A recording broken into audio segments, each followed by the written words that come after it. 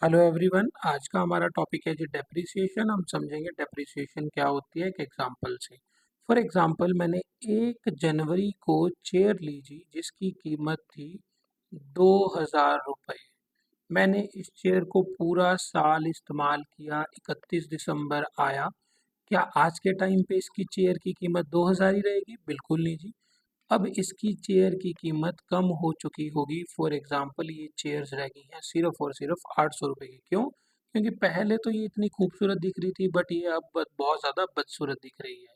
अब जो हमारे एसेट की वैल्यू कम हुई है पूरे 1200 रुपये, ये 1200 रुपये दो कारणों के करके कम हो सकते हैं जी। पहला कारण, हमने एसेट्स को वियर एंड टीयर किया, मीन्स कि हमने अपनी चेयर्स को पूरी तरीके से यूज़ किया, पूरे साल इसका इस्तेमाल किया।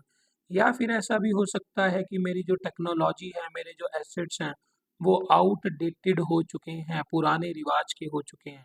तो जब भी इन दो कारणों के करके किसी एसेट की वैल्यू गिरती है तो उसको बोला जाता है डेप्रिसिएशन।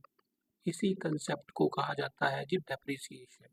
और एक और कंसेप्ट यहीं से समझते हैं, जितने की मैंने चेयर खरीदी थी उसको कहते हैं ग्रॉस वैल्यू। जितने की चेयर खरीदी थी उसको कहते हैं ग्रॉस वैल्यू।